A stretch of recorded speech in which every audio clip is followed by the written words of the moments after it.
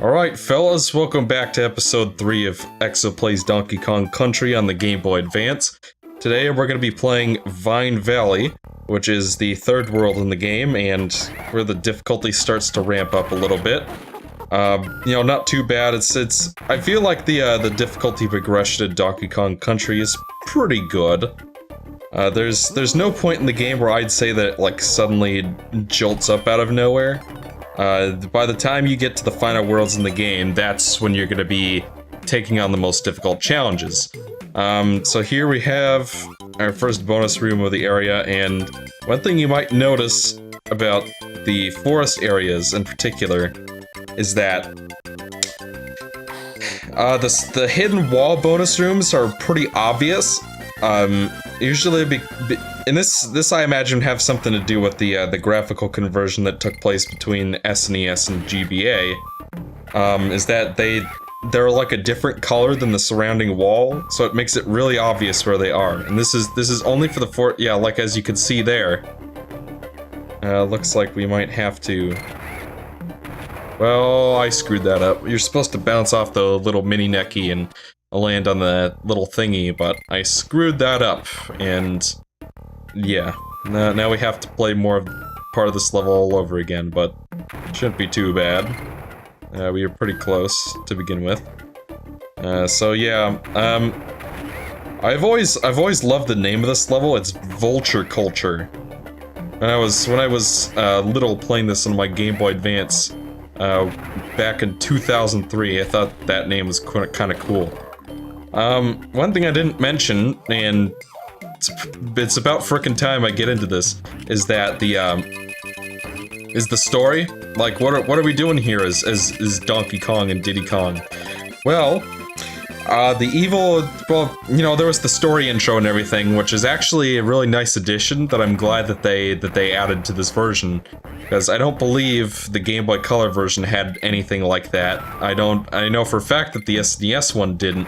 But the plot is that the villainous Kremling crew, which is a group of pirates, or I don't know, I guess they're supposed to be pirates in this game still. They have invaded Donkey Kong Island, and as you can see, they made off with Donkey Kong's famous banana horde, which is a running plot point in the series, at least through the SNES days. And no, yeah, it came back. It came back in the new games. And it was definitely in Donkey Kong 64. So that's kind of instead of having a princess that gets captured, Donkey Kong's banana horde usually gets stolen or something. And this game is no exception. The leader of the Kremlings is the evil King K. Rool. Depending on the Donkey Kong 64 establishes that the K stands for Krusha, but that might just be his boxer form. Much like the United States of Terra, and I just realized I missed the K, so we get to play this level again, which is just fabulous, isn't it? Much like the United States of Terra, King K. Rool has multiple personality disorder, and I don't mean to make light of it if you know someone in real life who has that, but yeah, King K. Rool tends to... Yeah, let's just say he tends to change up his look every once in a while, and yeah, in this game he's in his normal king outfit, but he's the villain of this game, and our job as Donkey Kong and Diddy Kong is to retrieve all the bananas from our horde, which is where we fought all the bosses so far, and giant banana piles stolen from Donkey Kong. Defeat all of his Kremling commanders.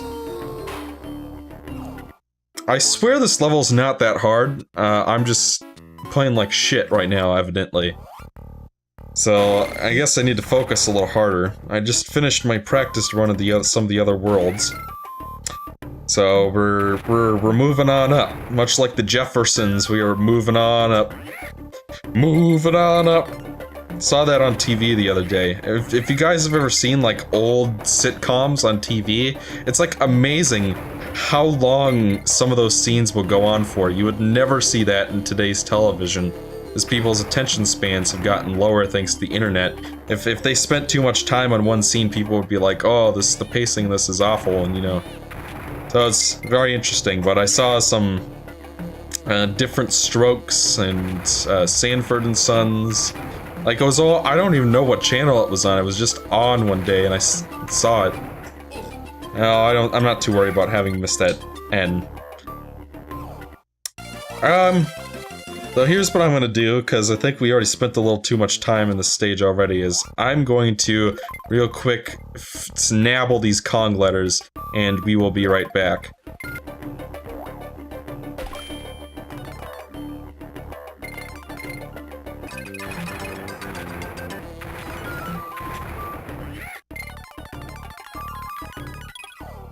Alright, and we're back. So as you can see from this little special stat screen that I love oh so much, we have retrieved all the Kong letters.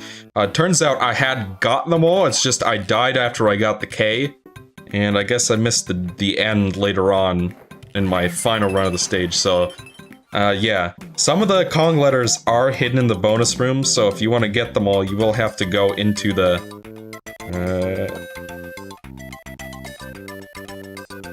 So if you want to get all of the Kong letters, you will have to go into the bonus room.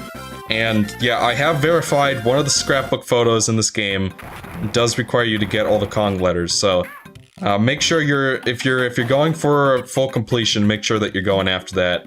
And yeah, so one thing I didn't mention about that little intro story thing is it's actually based on the story, like if you've ever read the manual for Donkey Kong Country on SNES.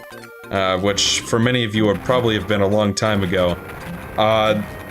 The story introduction for the original game is actually the story intro for this version of the game that was added in is based off of the story description in the original manual.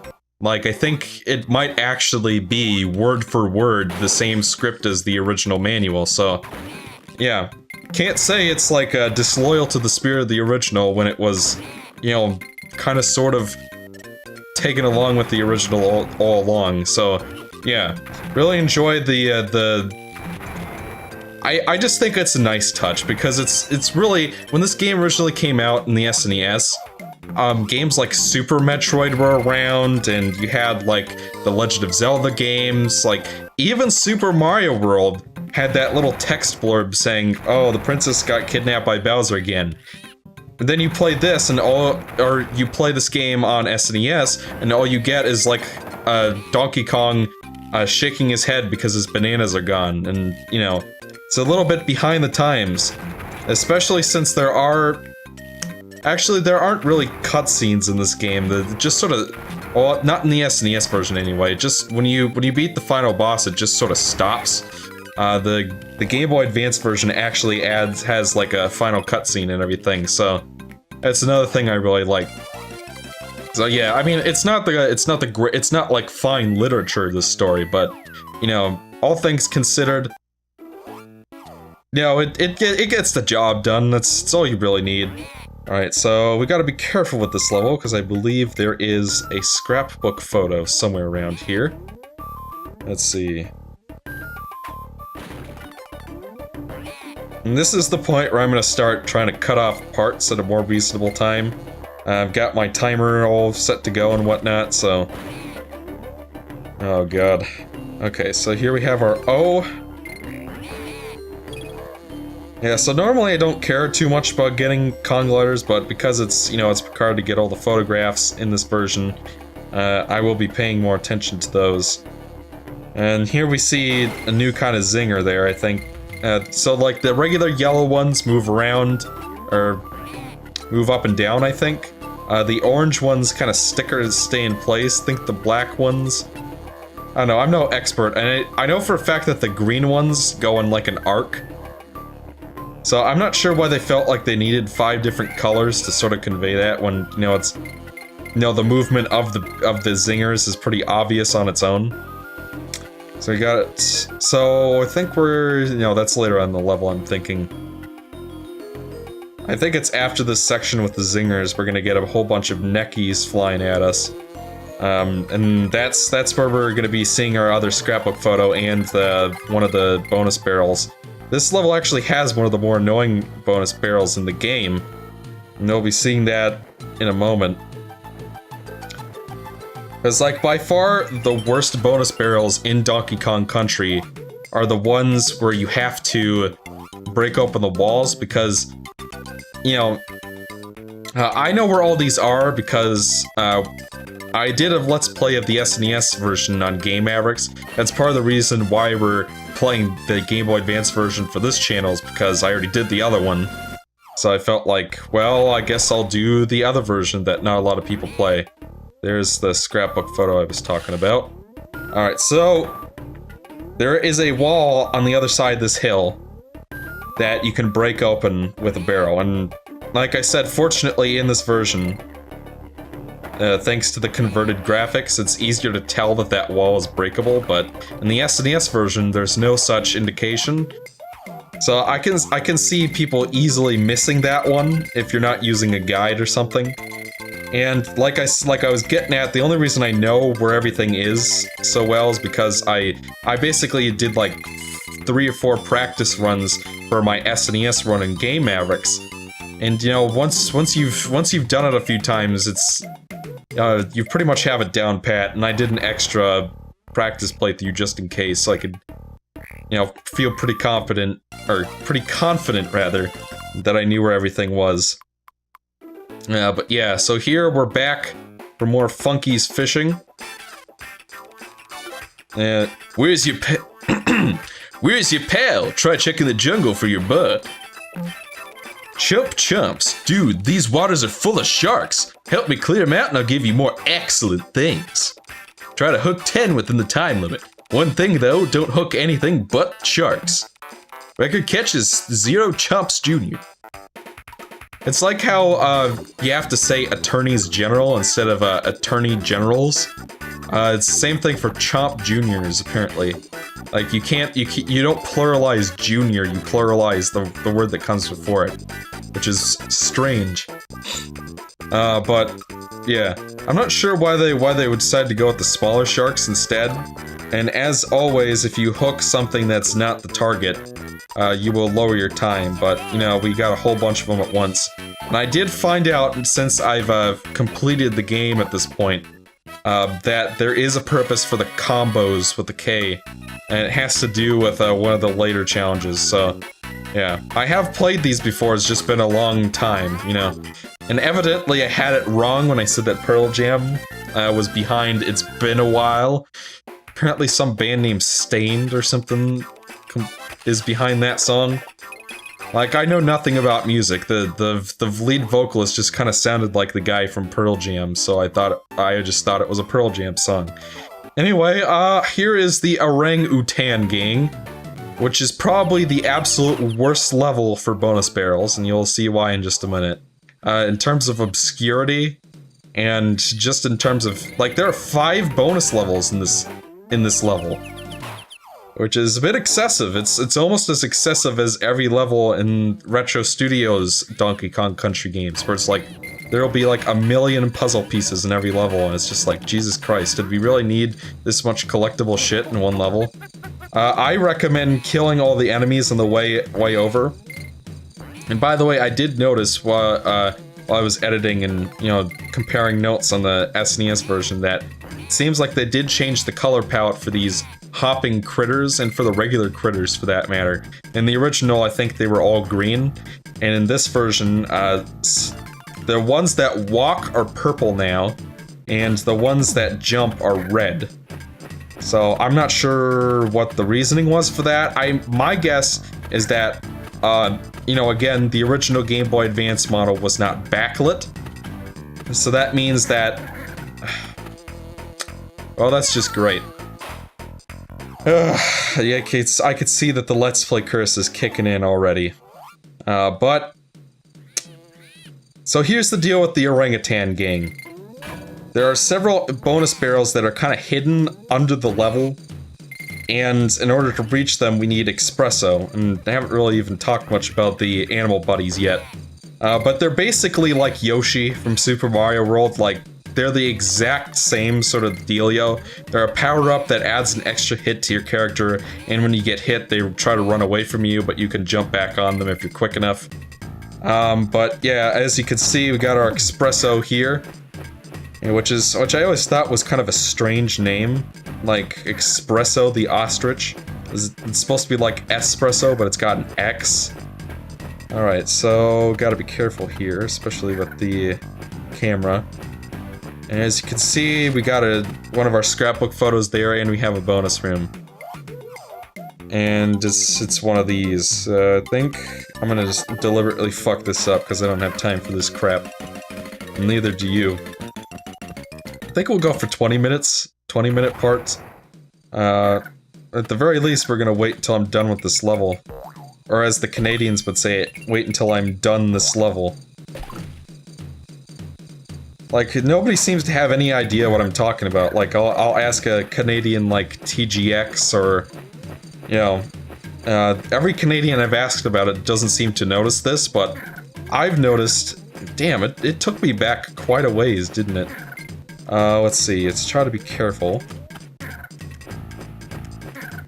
Oh, that's right. For some reason, the hitbox on Espresso is designed in such a way... Oh, I thought that was, like, solid ground. Yeah, I guess the change in the color palette is not helping me out there, but... I lost my train of thought. I was talking about something. I don't know. Oh, yeah, okay, so... tell me folks if you've noticed this. And by the way, I did just say folks again, and Eric can go, as Michael Jackson would say, beat it. But I've noticed that Canadians tend to say, and this is just from my experience, so maybe I'm wrong about this. I've noticed that Canadians tend to say, I'm done this, instead of I'm done with this, which is the proper English, by the way. And I know that because I'm a nerd. So here's the thing. In English, you have these, in other languages, I suppose, you have these things called prepositions. And prepositions are used to connect clauses together, which are sentence fragments. And so, grammatically, you are supposed to say, I'm done with this. Because with is the preposition that is connecting the pieces of the sentence together. And I've noticed that Canadians tend to not say the with part. They tend to say, I'm done this. Like, I know for a fact that one YouTuber I used to watch says that. And I think I've noticed that TGX does it too, who's a friend of mine. But everybody I've asked about it doesn't seem to notice. Or like, because obviously I don't live in Canada. I'm a filthy Yankee. I'm from the United States. And over here, is in my experience, everybody says I'm done with this, which is the grammatically correct thing to say. And every Canadian I've heard, just coincidence, mind you, seems to say I'm done this. So I don't know, maybe it's like a colloquial speech oh great, that's just fucking amazing. Fuck you, guy. So now we have a problem. And this could get a little bit ugly. In terms of how I played the level, I might be able to make my way up there and grab the barrel from up there, because there is another barrel. Well, no, I'm definitely going back to the checkpoint now. But there was another hidden wall further along in the stage that I need. Alright, looks like... Oh, okay, since I already got all the Kong letters, I don't have to go back for them, which is nice. Well, in a sense it is, anyway, because, like, in the original, all they were good for was lives. But since... Actually, I'm gonna... Yeah, so that's something you can do real quick, is one of the scrapbook photos requires you to basically throw a barrel at these Mankey Kongs, so I haven't even talked about. Those are defector Kongs who work for King K. Rool. I always thought it was kind of interesting that there were like bad guy Kongs in this game who are called Kongs and everything. And later on, in Donkey Kong 64, we see another orangutan Kong named what was his name? Oh boy. We see another orangutan Kong named Lanky Kong, which is really close to Mankey Kong, but not quite. Alright, so now that we've defeated that Manky Kong, we can bring this barrel over here. Make sure that no enemies break it. So yeah, I do like that they have the little sign there to show you that... Or actually, no, what those are for is those are to show you that the exit is close, but... in this case, coincidentally, it happens to point to a bonus room. And that's it. So as you can see, like, you know, between the Kong letters and trying to find all the scrapbooks and, you know, bonus rooms and whatnot, that is definitely a little bit of a problem. Alright, so I think we're actually gonna cut things off for the episode because we're about 18 minutes in and we're about to start a new level here real quick. So that's it for part 3. Join me back for part 4 and we will continue on through Vine Valley.